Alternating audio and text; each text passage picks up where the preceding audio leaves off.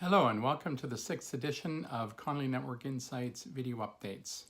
This video is going to be focused on AT&T and their new video strategy.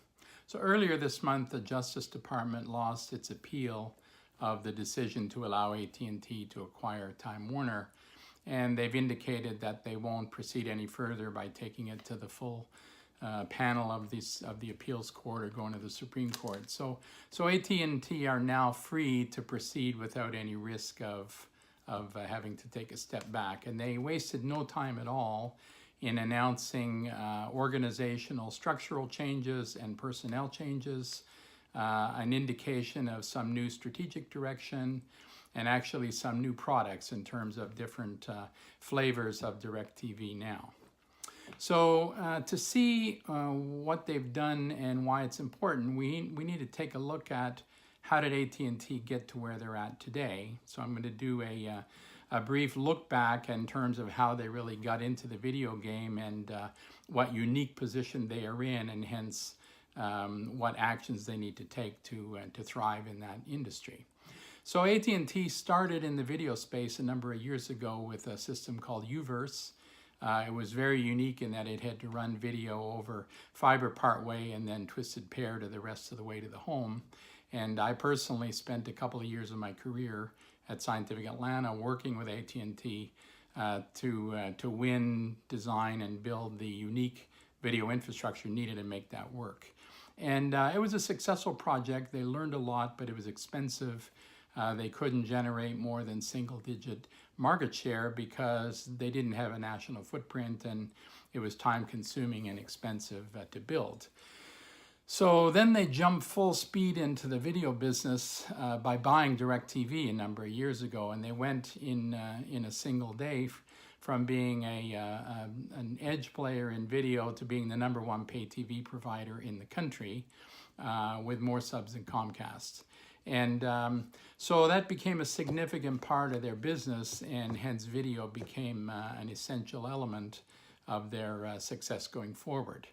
Now, that pay TV structure has been subject to the issue of cord cutting and people deciding they don't want to pay that much for video anymore, particularly as Netflix has been more successful in showing an albeit different set of content, a stream video, at a significantly lower price.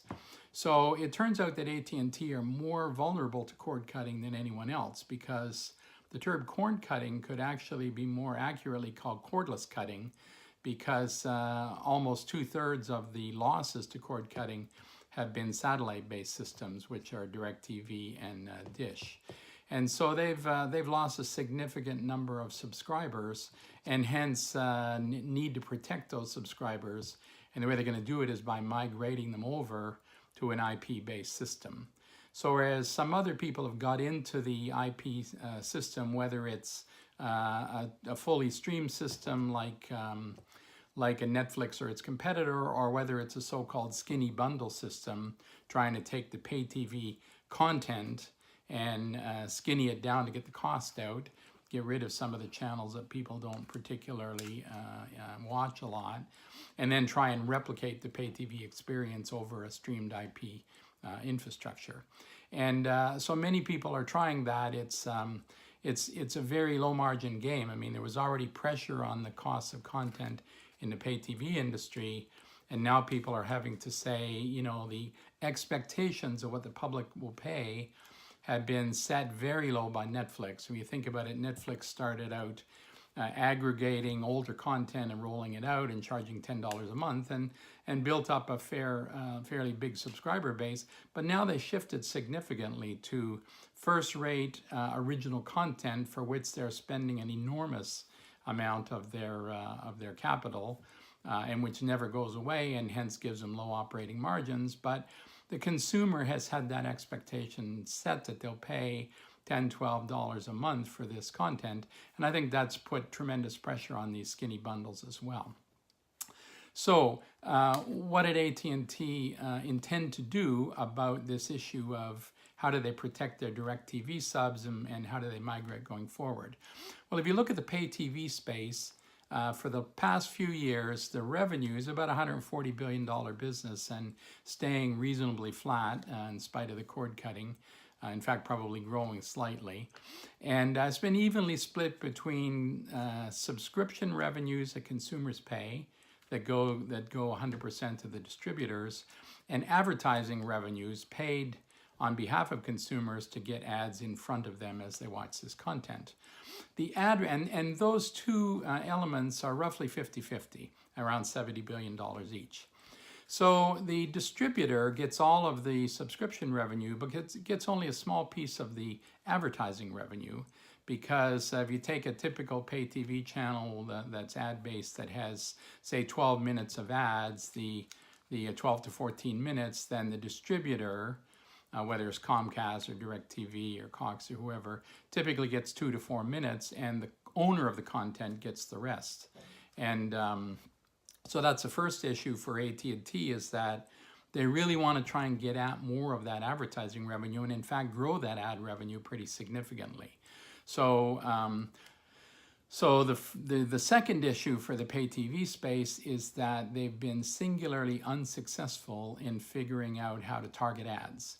In spite of having two-way addressable set-tops for many years, the industry, and I'll take part of the blame, I'm part of the industry myself, has just simply not figured out how to target ads the way the digital guys have done, and with the remarkable growth and success of in particular Google and Facebook on the digital side. So AT&T have a plan to change that. So the first thing they want to do is to say, let's figure out how to target these ads. So they put together a unit called Xandr, and because now they're going to take not only the data from their set-tops, but the data from the 100 million wireless subs, and there's a pretty significant correlation between those two, to be able to come up with a much better scheme to target ads. And I think they can drive the price per ad up by a factor of 3 by doing that. Now that requires a sophisticated system they've been working hard on and doesn't exist yet, but let's assume over time that they get that done. Second thing is to say, well, if we buy content, and that was the reason for buying Time Warner, if we own the content, we get all of that ad space, not just the small portion allocated to the distributor. Plus, we get those ads when they roll out on any other pay TV system as well.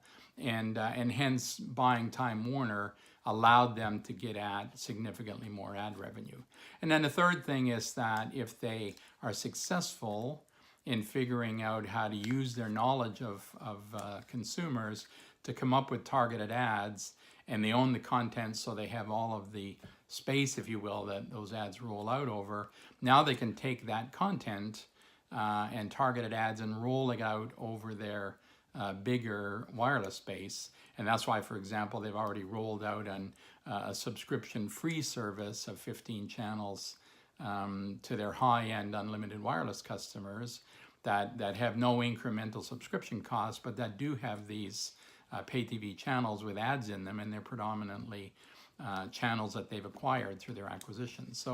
So it's a risky, but in my opinion, pretty innovative plan to say, in the face of cord cutting, we know we've got to shift all of these satellite-based subscribers over to IP eventually. And but if we can change that balance of 50% subscription, 50% ads, so that the ad piece goes way up and we get a bigger piece of the ad revenue, and we expand the market by rolling it out into wireless systems, which have significantly more subs, then maybe we can generate enough new ad revenue to change the whole economics of the game.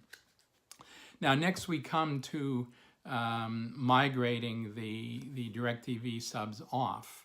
So, as I said earlier, the margins already strained for pay TV operators because of the cost of content, even worse for these so-called skinny bundles, the YouTube TV, Hulu Live, Sling TV, DirecTV Now.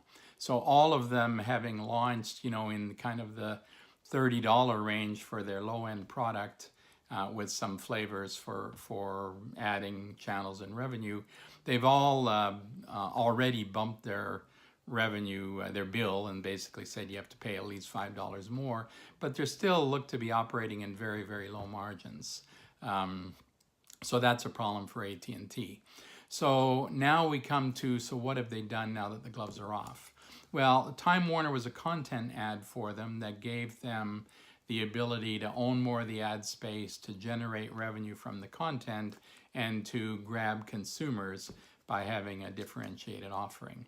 So the first thing they did was they basically had, Time Warner had 3 separate structures: HBO, Turner, and Warner Brothers Studios.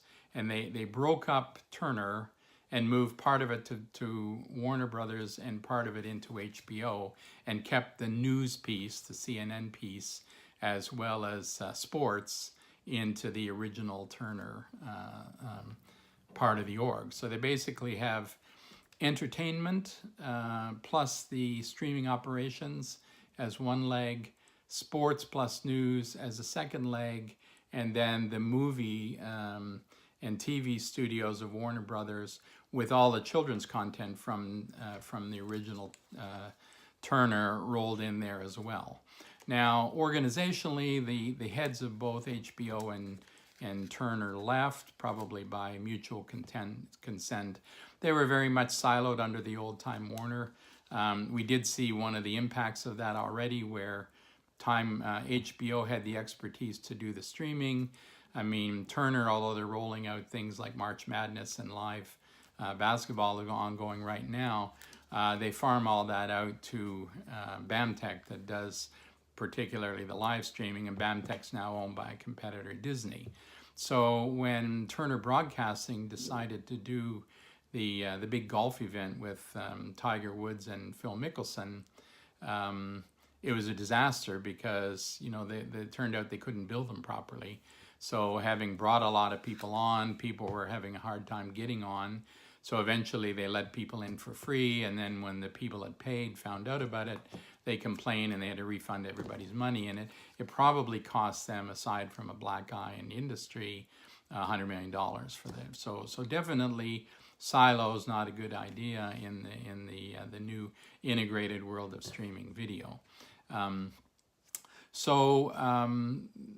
They have new, and meanwhile the Turner and the HBO executives left, and then the Warner Brothers studio executive had a personal conduct issue and had to leave as well, and the person running the streaming operations at HBO has also left. So they've had a huge exodus of senior leaders. Now they did bring in the guy that was running NBC Entertainment, a Showtime, pretty senior guy in the industry, to be in charge of that entertainment plus streaming, direct-to-consumer part of the new industry. So, but you know, you've got to assume there's a lot of morale issues, there's a lot of organizational churn and so on that they've really got to get a handle on to make that work.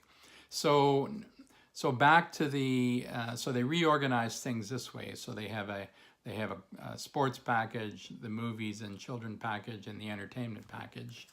And they've realized that as they migrate people off of DirecTV, they can't continue to trade, you know, pay TV dollars for streaming pennies and lower margins. And so they had to take a radical step. So they've said, one, we're dropping a bunch of content. Two, we're significantly increasing the price of all our packages for new users. They'll grandfather old people in. And on its own, that would obviously be a recipe for losing all their customers. So they said, you know, to sweeten the deal, we're going to roll HBO in. So all of our packages are now going to include HBO, and with the assumption that HBO is going to be producing even more new content because it's going to have all of these other entertainment accesses integrated inside it. So it kind of makes sense. They have to do that. They can't tolerate those low margins. Whether it's successful or not, you know, HBO has a tremendous standalone brand. I mean, you think about it, internationally, total subs around 100 million, not that much less than Netflix. They charge more money for sub. per sub. They spend significantly less on content.